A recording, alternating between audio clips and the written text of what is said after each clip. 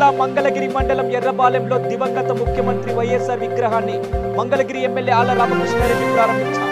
ఈ సందర్భంగా ఏర్పాటు చేసిన కార్యక్రమంలో పాల్గొన్న ఎమ్మెల్యే ఆర్కే మాట్లాడుతూ దివంగత నేత మరణించి చాలా కాలమైన తర్వాత కూడా ప్రజల్లో మనసులో చిరస్థాయిగా నిలిచిపోయారనేందుకు నేటి విగ్రహ ఆవిష్కరణ ఉదాహరణ తెలిపారు.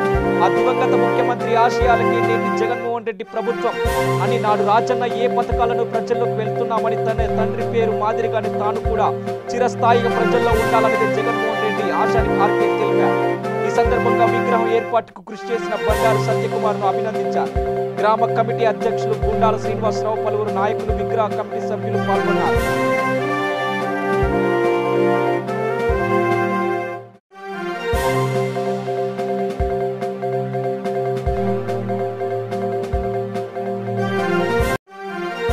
కర్నూలు జిల్లా నందవరం మండలం నాగలదిన్న గ్రామంలో కేంద్ర ప్రభుత్వం అభివృద్ధి పనులపై కేంద్ర ప్రభుత్వం నుండి నేషనల్ లెవెల్ ఫెడరల్ టీం నుండి శ్రీనివాసులు సుమంత్ టీం బృందం ప్రజల సమస్యలపై ఆరా తీశారు. ముఖ్యంగా ఈ గ్రామంలో త్రాగునీటి సమస్య, డ్రైనేజ్ సమస్య, రోడ్ల సమస్య ఉందని, మా గ్రామంలో ఎలాంటి అభివృద్ధి పనులు జరగలేదని గ్రామస్తులు సెంట్రల్ టీంకు ఫిర్యాదులు అందజేశారు. ఈ కార్యక్రమంలో అసిస్టెంట్ పిడి నాగేశ్వరరావు, ఎంపీడీఓ వరప్రసాద్, అగ్రికల్చర్ ఏఓజీ శ్రీనివాసరావు తదితరులు పాల్గొన్నారు.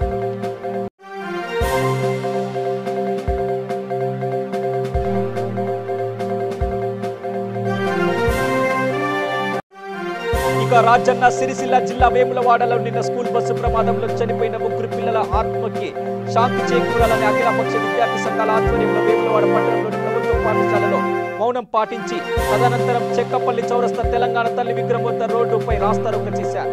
ఈ సందర్భంగా టీఎన్ఎస్ఎఫ్ జిల్లా ఉపాధ్యక్షుడు మాట్లాడుతూ బాధిత కుటుంబాలకు ఆర్థిక సహాయం అందించి స్కూల్ యాజమాన్యం పైన క్రిమినల్ కేసులు పెట్టాలని డిమాండ్ చేశారు.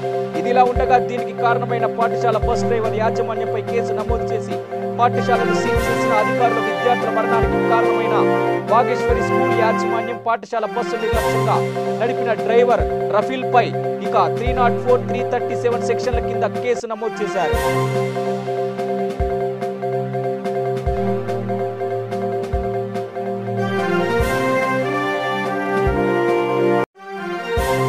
కర్నూలు జిల్లా డోన్ పట్టణ మున్సిపాలిటీ ఆధ్వర్యంలో 2K రన్ జరిగింది.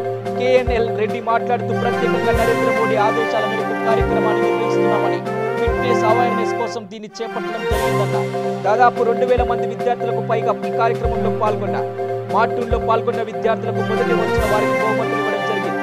ఈ కార్యక్రమంలో Dhone municipal commissioner KNL Reddy, MEO Prabhakar, MPDO Srinivasulu, Dhone పట్టణ ఎస్ఐ చంద్రశేఖర్ రెడ్డి మరియు ఉపాధ్యాయులు తదితరులు పాల్గొన్నారు.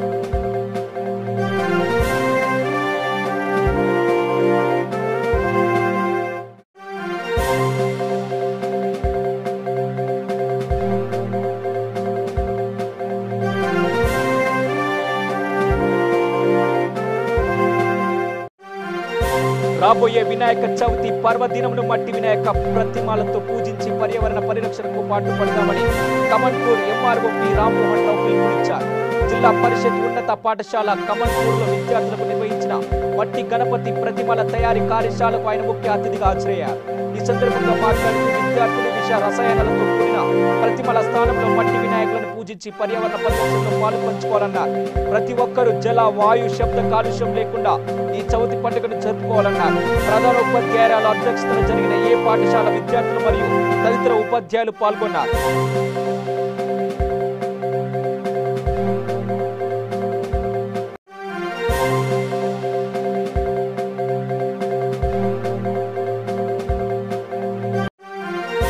కర్నూలు జిల్లా ఎమ్మిగనూరు మండలం సెప్టెంబర్ 1వ తేదీ నుండి గ్రామ సచివాలయం, వార్డు సచివాలయం పరీక్షకు పెద్ద సంఖ్యలో విద్యార్థులు పాల్గొంటున్నారని, వారికి రవాణా సౌకర్యం కోసం ప్రత్యేక బస్సులు నడుపుతామని ఎమ్మిగనూరు డిపో మేనేజర్ తెలియజేశారు.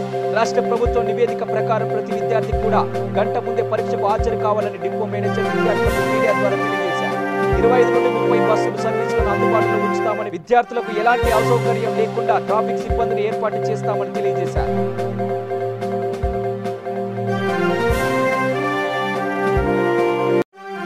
వైరా నియోజకవర్గంలో ఉన్న జూలర్పాడు మండలంలో సుమారు 12 కిలోమీటర్ల దూరంతో సీతారామ ప్రాజెక్టు కాలువను త్రవ్వకం చేస్తున్నారు. ఎమ్మెల్యే రాముల్ నాయక్ మాట్లాడుతూ తన ముఖ్యమంత్రి కేసీఆర్ ఎంతో ఎంతో ప్రతిష్టాత్మకంగా నిర్మించాలని తలపెట్టిన సీతారామ ప్రాజెక్టులు వేల ఎకరాలు వేల కోట్లతో బీడు భూముల సస్యశ్యామలం చేయాలని కేసీఆర్ తలిచారు. కావున ఇంజనీర్లు బాధ్యతతో నిర్లక్ష్యం చేయకుండా ఈ పనులను వేగవంతం చేయాలని ఎమ్మెల్యే కోరారు. అనంతరం స్వయంగా వెళ్లి పనులను పరిశీలించారు. ఈ కార్యక్రమంలో సీతారామ ప్రాజెక్టు ఇంజనీర్లు, సీనియర్ టీఆర్ఎస్ నేత లేల వెంకటరెడ్డి, మండల నాయకులు పాల్గొన్నారు.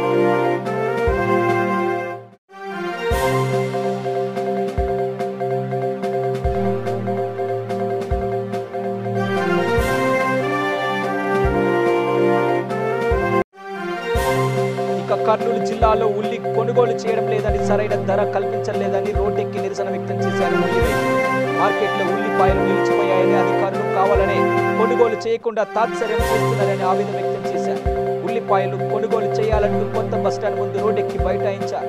రైతులకు గిట్టుబాటు ధర కల్పించాలంటూ మార్కెట్ యార్డ్లో దళారులు తక్కువ ధరలకు విక్రయించి వారు ఎక్కువ ధరలకు అమ్ముకుంటున్నారని రైతులు ఆరోపించారు. దళారులు కొనుగోలు చేయకుండా రైతులకు గిట్టుబాటు ధర లేకుండా చేస్తున్నారని, 3 రోజుల నుంచి ఉల్లిగడ్డలు అక్కడే ఉండడంతో మొలకలు వచ్చే పరిస్థితి ఉందన్నారు. ఉల్లిగడ్డలకి మొలకలు వస్తే పూర్తి బాధ్యత మార్కెట్ యార్డ్ యాజమాన్యదని వాపోయారు. ట్రాఫిక్ ఇబ్బంది కలగడంతో పోలీసులు రైతులకు సర్ది చెప్పి ఆందోళనను విరమింపజేశారు.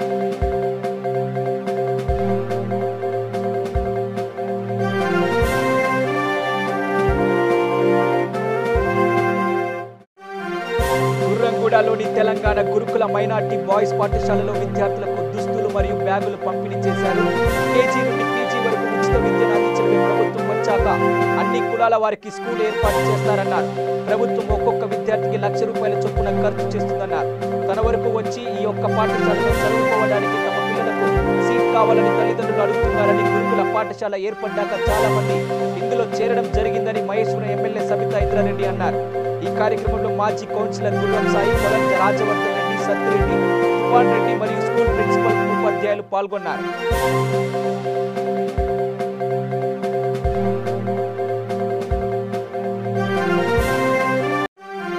కామారెడ్డి జిల్లా బన్సువాడ మండలం కొల్లూరు గ్రామ శివార్లో ఇసుక ట్రాక్టర్ బోల్తపడిన ఘటనలో ట్రాక్టర్ డ్రైవర్ అక్కడికక్కడే మృతి చెందారు. విషయం తెలుసుకున్న పోలీసులు సంఘటన స్థలానికి చేరుకొని మృతదేహాన్ని పోస్ట్ మార్టం నిమిత్తం బన్సువాడ ఏరియా ఆసుపత్రికి తరలించారు.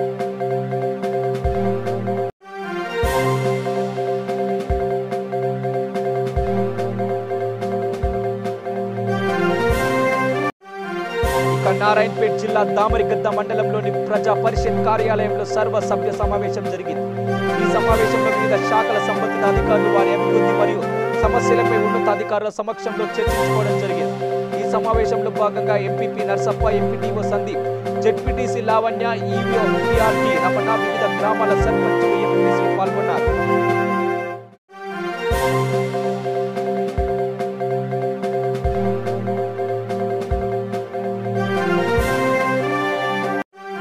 జోగులాంబ గద్వాల జిల్లా ఆయిజ్ మండల ఉత్తనూరు గ్రామంలో ఆయిజ్ ఎంపీపీ తిరుమల రెడ్డి ఆధ్వర్యంలో జాతీయ క్రీడా దినోత్సవం ఘనంగా నిర్వహించడం జరిగింది.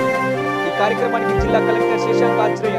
కలెక్టర్ శశాంక్ మాట్లాడుతూ, స్వతంత్రం రాకముందు నుంచి మన దేశానికి హాకీ క్రీడలో కెప్టెన్ గానే కాకుండా భారతదేశానికి ఒలింపిక్స్ లో ఎన్నో గోల్డ్ మెడల్ సాధించిన క్రీడాకారులు జాన్సన్ అని దేశం గర్వించదగ్గ క్రీడాకారులు కాబట్టి వారిని గుర్తు చేసుకుంటూ పేదరికం నుంచి వచ్చిన సాధన చేస్తూ ఖచ్చితంగా ఉన్నత స్థానానికి చేరుకోవచ్చు, దేశానికి గుర్తింపు తెచ్చే విధంగా ఎదగొచ్చు అన్న ఒక్క విషయాన్ని జాన్సన్ గారి జీవితాన్ని గురించి నేర్చుకోవచ్చు.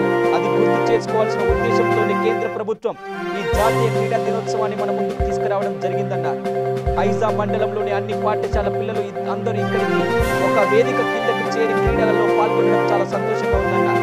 ఈ కార్యక్రమానికి జిల్లా పరిషత్ సీఈఓ జ్యోతి గారు, స్పోర్ట్స్ గేమ్ ఫెడరేషన్ వైపు నుంచి బిఎస్ ఆనంద్ గారు మరియు ఇతర పీఈటీలు, ఇతర టీచర్స్ ఇక్కడికి రావడం జరిగింది.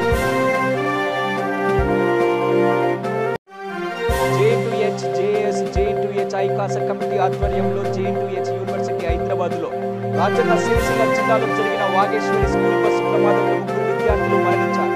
మరొక 20 మంది విద్యార్థులకు గాయాలు అవ్వడం చాలా బాధాకరమని జేఎన్2హెచ్ ఐకాస రాష్ట్ర కోఆర్డినేటర్ ఎర్రవల్లి జగన్ అన్నారు. రాష్ట్ర ప్రభుత్వం చనిపోయిన విద్యార్థి కుటుంబాలకు 20 లక్షల చొప్పున కుటుంబానికి ఒక్క ప్రభుత్వం ఉద్యోగం ప్రకటించాలని, అదేవిధంగా వాగేశ్వరి పాఠశాలను సీజ్ చేయాలని, పర్మిట్ లేని, ఫిట్నెస్ లేని వాహనాలను సీజ్ చేయాలని డిమాండ్ చేశారు. తదనంతరం విద్యార్థుల ఆత్మకు శాంతి చేకూరాలని శ్రద్ధాంజలి ఘటించారు. ఈ కార్యక్రమంలో university chairman Praveen, general secretary Purnachandra మరియు రాష్ట్ర కమిటీ నాయకులు బర్ల తరుణ్, ప్రశాంత్, భానుప్రకాష్, ప్రేమ్చంద్, అనిల్ తదితరులు పాల్గొన్నారు.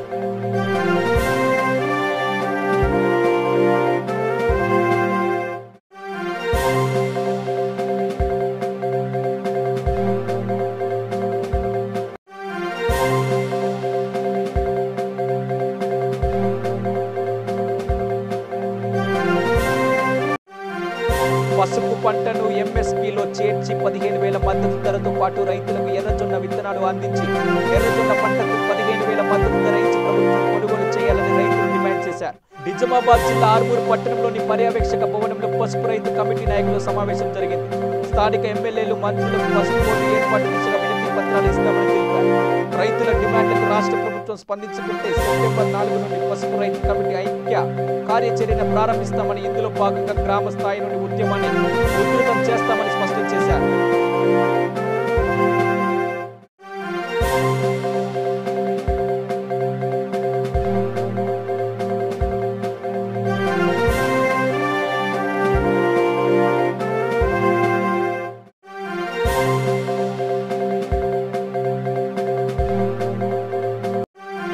భద్రాద్రి జిల్లా జూలూరుపాడు పోలీస్ స్టేషన్లో గణేష్ నిమజ్జనం ఊరేగింపు సమయంలో ఉత్సవ కమిటీ సభ్యులు పాటించవలసిన నియమాలపై అవగాహన సదస్సు నిర్వహించారు.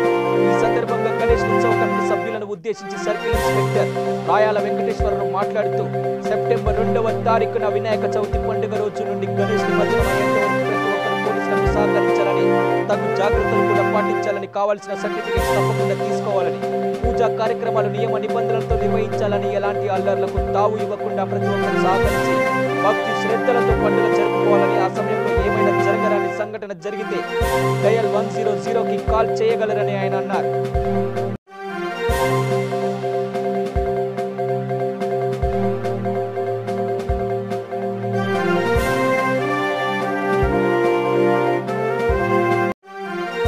కార్మికులకు ప్రభుత్వం ఉచితంగా చేప పిల్లల పంపిణీతో పాటు అన్ని విధాలుగా అండగా ఉంటుందని వర్ధన్నపేట ఎమ్మెల్యే ఆరూరి రమేష్ అన్నారు. వరంగల్ రూరల్ జిల్లా వర్ధన్నపేట మండలంలోని దమ్మన్నపేట గ్రామంలో పెద్ద చెరువుల సమీకృత మత్స్య అభివృద్ధి పథకం కింద చేప పిల్లను ఎమ్మెల్యే ఆరూరి రమేష్ చెరువులో వదిలారు. ఈ సందర్భంగా ఆయన మాట్లాడుతూ, తెలంగాణ ప్రభుత్వం చేప పిల్లల పంపిణీ కార్యక్రమాన్ని ప్రతిష్టాత్మకంగా చేపట్టడం జరిగిందన్న. ముదిరాజు గంగపుత్ర మత్స్య కార్మికులకు స్వయం సమృద్ధి కొరకు ఆ కుటుంబాలకు అండగా ఉండడం, రాబోయే రోజుల్లో కాళేశ్వరం ప్రాజెక్టులోని నీటితో ప్రతి చెరువు నింపి సంవత్సరం పొడవునా చెరువులో నీరు ఉండే విధంగా చేస్తామని అన్నారు.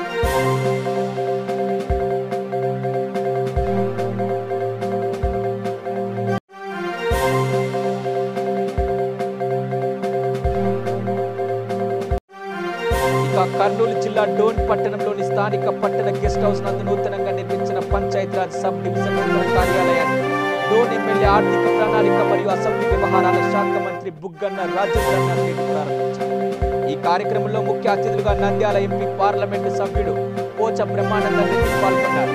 అలాగే మొక్కలు నాటే కార్యక్రమం చేపట్టారు. దీనితో పాటు వివిధ శాఖల అధికారులు, వైఎస్ఆర్సీపీ ముఖ్య నాయకులు, కార్యకర్తలు పాల్గొన్నారు.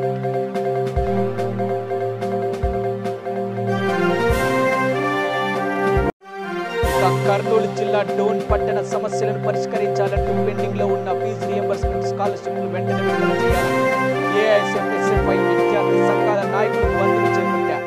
పెండింగ్ లో ఉన్న ఫీజు పేమెంట్ స్కాలర్షిప్లు విడుదల చేసి ఇంటర్ విద్యార్థులకు మధ్యాహ్న భోజనం కొనసాగించి విద్యా హక్కు చట్టం ప్రకారం 25% సీట్లు అన్ని ప్రైవేట్ పాఠశాలలో ఉచితంగా ఇవ్వాలని, పెండింగ్ లో ఉన్న కాస్మోటిక్ ఛార్జీలు విడుదల చేసి హాస్టల్ విద్యార్థులకు మెరుగైన సదుపాయాలు కల్పించాలని, నంద్యాల పట్టణంలో ప్రభుత్వ మహిళా డిగ్రీ పీజీ కళాశాల ఏర్పాటు చేయాలని బంద్ నిర్వహించడం జరిగిందన్నారు. ఈ కార్యక్రమంలో ఏఐఎస్ఎఫ్ నాయకులు శివన్న, ఎస్ఎఫ్ఐ నాయకులు శంకర్ తదితరులు పాల్గొని బంద్ విజయవంతం చేశారు.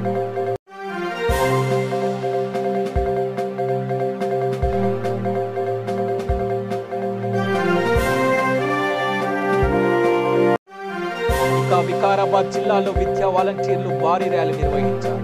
డిఈఓ కలెక్టరేట్ ముట్టడి విజయవంతం. పెండింగ్ లో గల 6 నెలల వేతనాలు 21,000కు పెంచి చెల్లించారు. టీఆర్టీ భర్తీ జరిగిన తర్వాత ఎవరిని తొలగించకుండా సర్దుబాటు చేయాలి. విద్యా వాలంటీర్లకు బదులుగా కాంట్రాక్ట్ టీచర్లుగా పేరు మార్చి సమాన పనికి సమాన వేతనం ఇస్తూ ఉద్యోగ భద్రత కల్పించి సమాజంలో గౌరవం కల్పించాలని కోరడం జరిగిందంటున్నారు.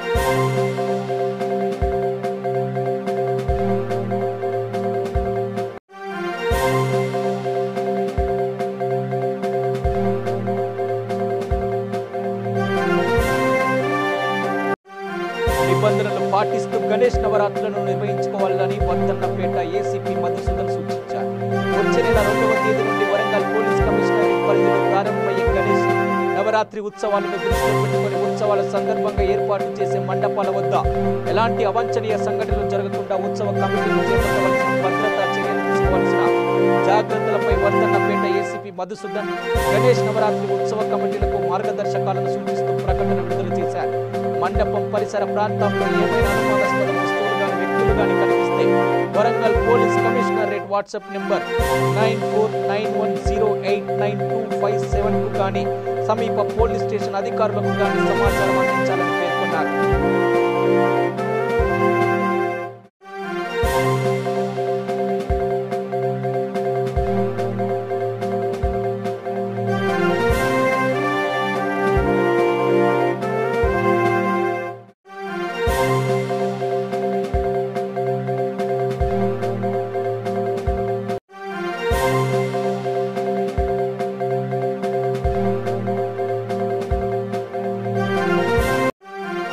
గండేడు మండలంలోని ప్రతి గ్రామానికి డీజే సౌండ్ బాక్సులు అనుమతి లేదని గండేడు మండలం ఎంఆర్ఓ గారు కిషన్ మరియు ఏఎస్ఐ శివయ్య గారు మండలంలోని ఏ గ్రామానికి డీజే అనుమతి లేదని తెలిపారు. యువజన నాయకులు డీజే పెట్టినట్లయితే ₹1,00,000 భారీ జరిమానా వేయడం జరుగుతుందని మండలంలోని ప్రతి గ్రామానికి ఒక్కో కానిస్టేబుల్ పోలీస్ అధికారిని నియమించాలని ఎంఆర్ఓ కిషన్ పోలీసుల అధికారులకు తెలిపారు.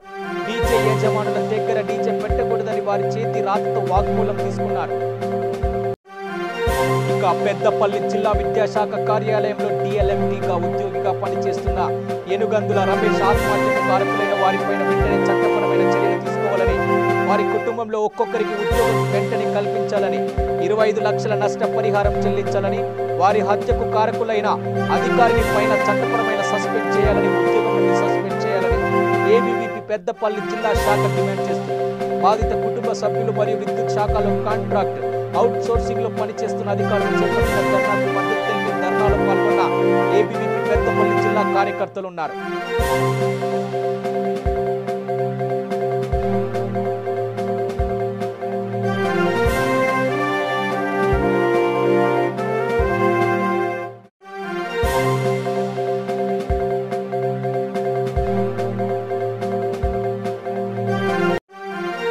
కోదాడ పట్టణంలో గణేష్ నవరాత్రి ఉత్సవాలు పురస్కరించుకొని శాంతి సంఘాలు గణేష్ ఉత్సవ కమిటీలతో నియోజకవర్గ స్థాయి శాంతి సమావేశం నిర్వహించారు. ఈ కార్యక్రమానికి ముఖ్య అతిథిగా జిల్లా ఎస్పీ ఆర్ వెంకటేశ్వర్లు ఆచార్య ప్రసంగించారు.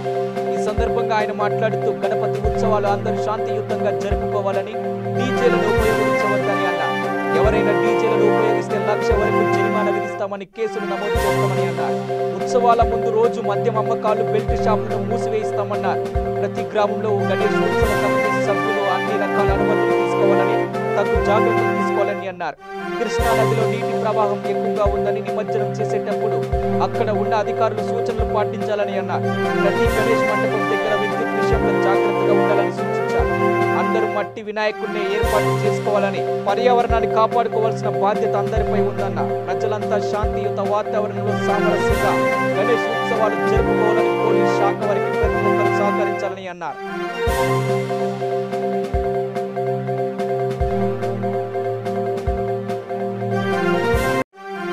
ప్రపంచ వ్యాప్తంగా అభిమానుల కేరింతల నడుమ ప్రభాస్ నటించిన సాహో చిత్రం విడుదలైంది. 400 కోట్ల భారీ బడ్జెట్ తో సగటు అభిమానుల అంచనాలను అందుకునే రీతిలో చిత్రం ఉందంటున్నారు అభిమానులు.